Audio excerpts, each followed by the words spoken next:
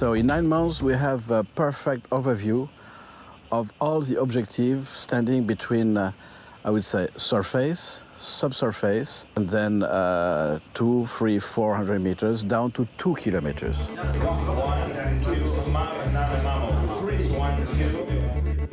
This image is a result of advanced remote sensing technology, combining optic and radar imagery all over Iraq, and reveals the soil moisture content down to a depth of 20 meters only.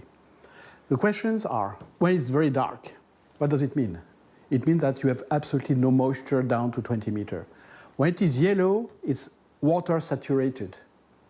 When it is blue, hey, there is still some moisture. Anyway, the Mesopotamian basin is well known historically to have produced all the wealth of Iraq in the ancient times, so no surprise here. You can see how small are the impacts of the two rivers, Euphrates and Tigris River, compared to what is left here. The big surprise is what's happening on the western desert, Al-Anbar. And you have traces of moisture all over this area. It never rains, and there are no rivers. Where does this water come from? More than that, we see alignment of springs. These yellow dots are manifestation of springs, where old villages settled around. This is fresh water. Most of them are brackish, but these are fresh. And it goes along here, along a trend of 600 kilometers. It's a major fracture called the Abu Jir fracture. Abu Jir means in Arabic, father of oil. And I got this rock from this fracture, and it's burning. This is oil. How is it that we have water springs along this fracture? Because all the water falling in Saudi Arabia and Jordan 1,000 years ago, it's an ongoing process, has been percolating under the Iraqi platform and remains blocked by this major fracture.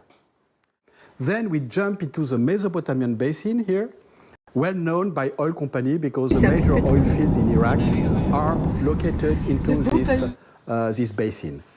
Then we can shift to the folded zone of the Zagros belt.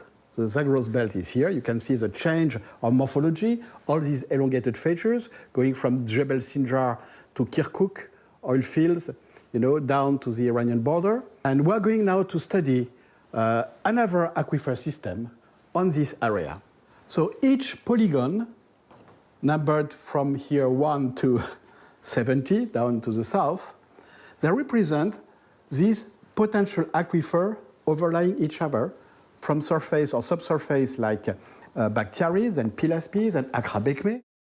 We come back to the advanced exploration technology, combining traditional oil exploration, geology, geophysics, with advanced remote sensing technology. That was the key of the discoveries. Drilling is not done here, and we need to continue to support our findings by the drilling. There are, for example, deep aquifers in Kurdistan and in Pilaspi. We have to verify by drilling to the depth. I think we did a very good job in H32, especially we centralized and we digitized. We will make use of the new web portal of H32. From our side, we are ready to cooperate with the EU and UNESCO and the consortium. Well, I think this project is a good example of how the partnership between the European Union, the Iraqi authorities, and UNESCO has produced excellent results. The wealth of data has been impressive, and it will provide critical information for the Iraqi authorities to really achieve a much better water management. We believe that this project is relevant not only for Iraq,